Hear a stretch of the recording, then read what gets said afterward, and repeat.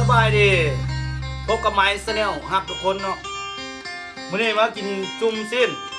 นควายซื้อมาแต่ตลาดสดๆบ่แม่นซื้อมาแต่น้ำในบ้านบ้านโกเยน้ำมาเราตกพูดไปซื้อน้ำใน1,250,000 ดงมื้อนี้แซ่บหลายมื้อ ซีโลกพี่น้องเลยก็มีตับมีปอดอันนี้ซิงกล้วยหรือซิงงัวเนาะ สิ้นควาย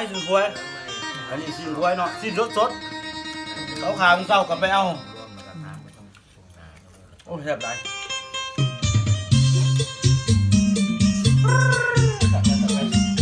เมาละบ่ฟองนึงเนาะข้าวพญาติ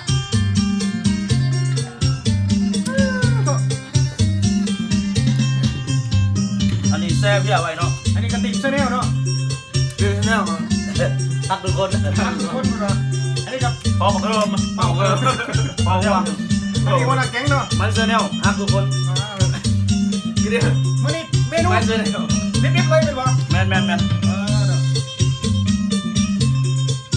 บ้านข่อยเอิ้นว่าจุ่มเพี้ย ม้วนหลายบ่ โอ้สุดยอดหลายมื้อนี้มื้อแรกจะเท่าหรือวงมื้อแรก โซกคนละตลาดเนาะ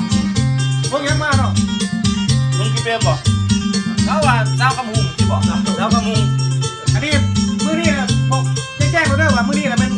บุญสมเฮืออยู่บ้านกุยเฮานี่แหละในบ้านเพิ่นขางงัวหรือควาย ค่อย ควายแล้วบอกให้ไมเซเนลเลย เช้าเรียนเพราะว่าเจ้าคนเจ้าเซอร์เนลไม่เซอร์เนลไปซื้อ ก็พูดมาได้สักเดือนเนาะ ก็เพชรหลาย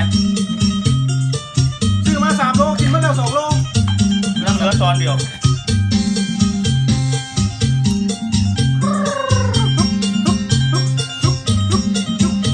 ปานเมื่อกี่บ่อนเลย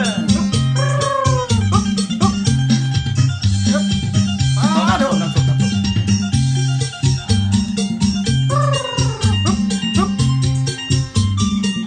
อันนี้ตีมันก็ยังยกนะครับมันเมาครับเมาน้ำครับ เมาน้ำนี่ครับมือดีที่เราสุดยอดเลย